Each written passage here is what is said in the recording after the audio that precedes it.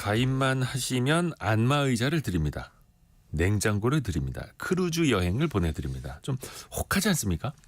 일부긴 합니다만 상조보험회사들이 이런 광고를 하면서 가입을 유도하는데요.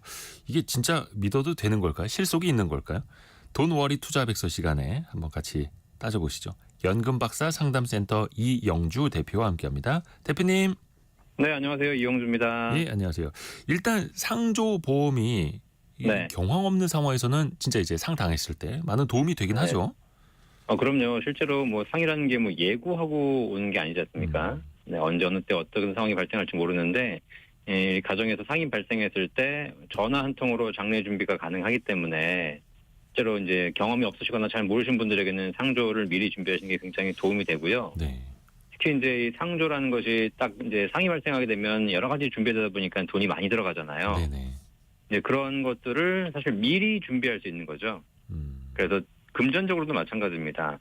예를 들면 한 500만 원 들어간다. 근데 한 번에 500만 원은 굉장히 큰 금액이지만 네네.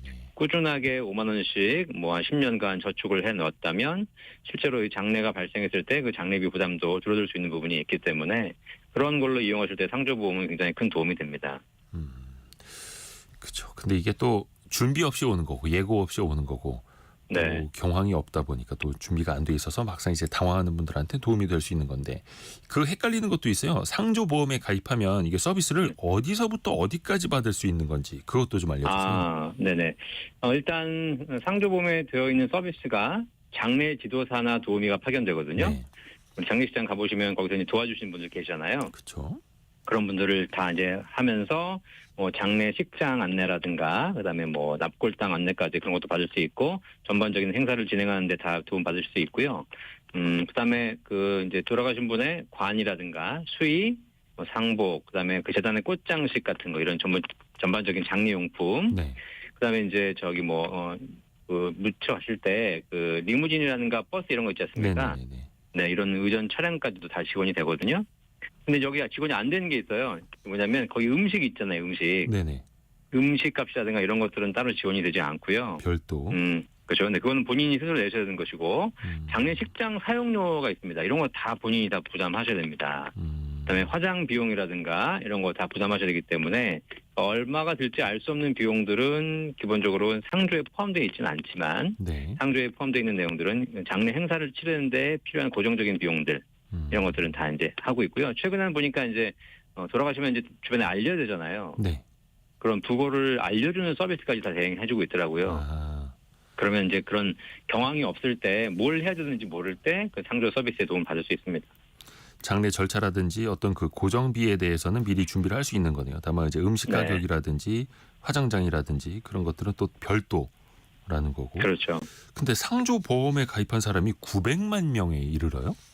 네, 지금 상조 산업이 굉장히 활성화돼서 많이들 가입하고 계시거든요. 예. 상조 산업 규모가 지금 현재 업체 수가 이제 78개고요. 네. 그다음에 이 상조 산업에서 이미 고객으로부터 받아놓은 선수금이 네. 거의 9조 5천억 원, 10조 가까이 됩니다. 와. 그 가입자 수는 올해 현재로 한 900만 명 계속 증가하고 있는 추세거든요. 예. 많이들 가입하고 있는 건 사실인데 또 걱정도 많이 되시잖아요, 그죠? 그렇죠, 그렇죠. 실제로 지난 한 10여 년간 그 상조 업체 중에서 현재 등록된 회사가 78개인데 그 10여 년간 폐업했거나 등록 취소된 회사가 255개입니다. 그러니까 지금 있는 숫자의 거의 3배 이상이 다 폐업을 했다는 얘기고요. 네. 이들이 폐업으로 인해서 고객들에게 피해를 입힌 그 선수금 규모도 거의 1조 원 가까이 되거든요. 와. 근데 좀 안타깝지만 이 1조 원 중에 제 돈도 있습니다. 네. 아니 네. 웃으면 안 되는 건데. 아니 그 상조 업체가 현재 78개 있는데 네. 250여 개가 이미 폐업을 했었고 야, 네. 이게 믿을 수 없는 그런 업체들도 많았었다는 뜻이고 네. 대표님도 가입자 수 900만 명 중에 한 분이었는데 뭐 좀 안 좋은 일을 겪으셨나 봐요. 그러니까 이 가입자 수 900만 명이 저는 빠져 있습니다. 왜냐면 저는 이미 그 회사가 폐업이 돼가지고 아이고야. 돈을 못 받았기 때문에 이게 이제 사실 저도 상조라는 것에 대해서 자세히 알고 가입한 것이 아니라 누가 이제 지인의 소개로 가입을 하긴 했는데 네. 시간이 지나고 나서 보니까 이 업체가 폐업이 됐더라고요. 예. 근데 이게 저는 되게 이제 황당했던 게 뭐냐면 저한테 폐업 통보가 온 것도 아니었고 사실 폐업한다고 해서 돈을 못 돌려받는 건 아니고 네. 이미 그 회사의 자산 규모에 따라서 일정 금액까지는 돌려받을 수 있거든요. 해당 그 관리 은행이 있습니다.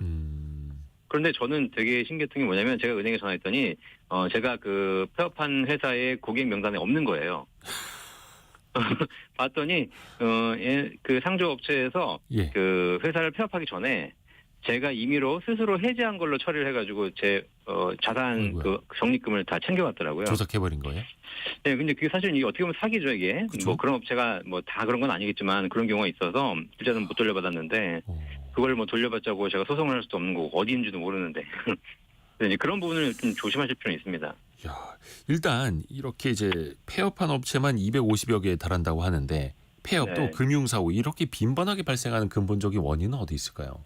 이게 이제 상조업체가 기본적으로 선불식 할부거래 회사라는 용어를 쓰거든요. 그래서 네. 할부거래법 적용을 받는데 할부거래법 적용을 받게 되면 그 고객으로부터 받은 선수금의 절반 정도만 보관하면 돼요. 그러니까 내가 예를 들면 뭐 1억 받았다. 그럼 5천만 원만 보관하면 되고 나머지는 이제 그 상조업체에서 임의로 활용이 가능한 거죠. 운영비로 써버리거나. 그렇죠. 뭐 운영비로 주거나 뭐 수수료로 주거나 뭐 선물로 주거나 이렇게 여러 가지 하다 보니까 그런 부분에서 일반 금융회사들은 감독기관을 제대로 받고 있지만 그런 부분이 조금 미흡한 상황인 것 같고요. 그래서 지금 최근 5년간의 상조회사의 재무 건전성 현황을 보니까 전체 지금 활동하고 있는 업체 중에서 거의 절반 이상이 부채가 자산보다 많은 자본 잠식 상태로 확인됐습니다. 이런 경우에는 지금 당장 물이 없어 보이지만 만약에 진짜 고객들이 돈을 청구했을 때 회사가 고객들의 자산을 돌려주기가 쉽지 않다는 구조입니다. 안귀영 님이 그 상조 가입하면서 크루즈 여행 혜택을 엄청 앞세우더라고요. 그거에 혹해서 가입한 분이 있어요라고 보내주셨는데 네네네. 진짜 뭐 그죠. 안마의자 준다는 데도 있고 이런 고가의 상품을 줄 여력이 있는 겁니까? 이게 배보다 배꼽이 더 커질 것 같은데요. 사실 이게 상조 뭐 3만 원, 5만 원짜리 판매를 해가지고 그걸 사은품을 그렇게 줄 수 있는 여력이 있는 건 아니죠. 그렇게 되면 회사가 운영이 안 되죠. 이 상조 회사의 구조를 보시면 이제 상조를 가입한 분들에게 사은품을 주는 것처럼 보이지만 사실상 사은품도 할부 판매를 하는 겁니다. 그래서 이제 상조 서비스보다는 오히려 할부 판매 성격이 더 크고요. 그래서 뭐 가전이든 크루즈든 여행이든 이런 것들을 할부로 사신다라고 생각하셔야지 이걸 사은품으로 받는다고 생각하시면 안 되고요. 그 돈 안에 다 녹아 들어 있는 거다. 그럼요. 네. 일부 회사에 보면 이렇게 이제 나와 있는 게 뭐냐면 상조 서비스를 가입했는데 나중에 크루즈나 여행 같은 거를 그런 서비스로 전환도 가능하도록 돼 있어요. 이 전환이 가능하다는 얘기는 두 개의 상품이 같이 다 판매되고 있다는 거거든요.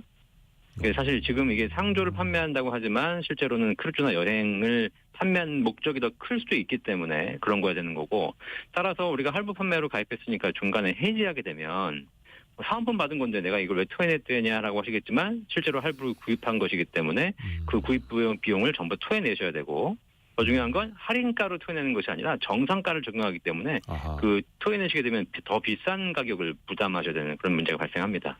어이구야. 어찌됐든 간 안마의자든 크루즈 여행이든 내 돈으로 할부해서 사는 거랑 똑같다라는 거. 더 비싼 가격으로 사시는 거죠. 이게 참 가입자가 900만 명이나 된다고 하는데 업계에서는 계속해서 이런 걸로 이제 고객들을 더 유혹해서 끌어들이려고 하는 거네요. 그렇죠. 사실 상조 서비스의 본질을 보시면서 거기에 맞춰서 내가 필요하면 가입해야 되는데 이게 사실 상조 서비스라는 것이 언제 발생할지 모르잖아요. 네. 급한 것 같지만 급하지 않은 상품입니다. 그래서 급한 것 같지만 급하지 않은 그렇죠. 상품. 네, 그래서 이 상품을 사실상 고객들에게 판매하기가 쉽지 않아요. 뭐 나중에 가입하면 되지 굳이 지금 하냐. 아, 예를 들면 이런 겁니다. 오늘 TV를 구입하시면 10년 뒤에 배달해 드립니다. 그럼 안 이러면 사죠. 사람들이 안 사죠. 네. 네.